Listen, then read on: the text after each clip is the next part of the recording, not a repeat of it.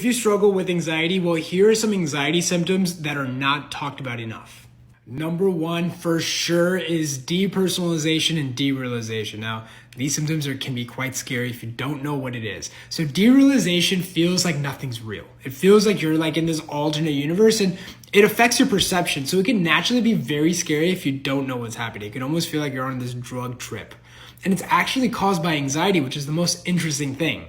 Now, the brother of this, if you want to call it, is called depersonalization. It feels like an out-of-body experience. It actually feels like you're detached from your body. And so the reason why you're experiencing derealization and depersonalization is that they're survival mechanisms.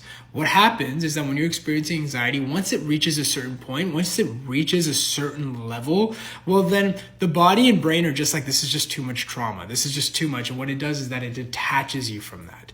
And so what happens is that when anxiety sufferers experience this, well, because there's no threat, they start focusing on the depersonalization, derealization. And so now the derealization and depersonalization, which is an offset of the anxiety, now becomes the anxiety trigger. So it's the thing that keeps people in cycle.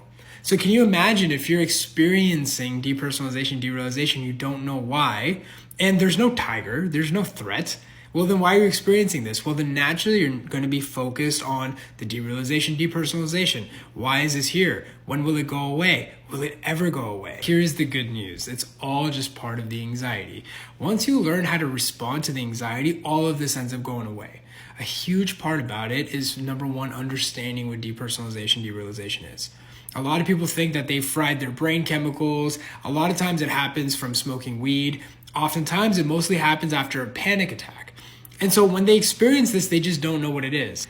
If you understand what it is, well, one of the things it will do is that you'll fear it less. Now, it will still be there for just a little bit longer. But as you don't add more anxiety and you let it be there and you go along with it, well, then it ends up going away. Too many people try to be too focused on the depersonalization, too realization. Is it there? Is it not? How do I know if it's here? How do I know if it's not? A better approach is just letting it be there. And if it's there, cool, continue on with your day. When I help people overcome this, they end up not even recognizing when it goes away. They're just so busy with life is that it just starts fading away. And then one day they're like, oh yeah, it's been gone for so long. This is a very unusual symptom. If you want to learn more, follow this page and join my lives.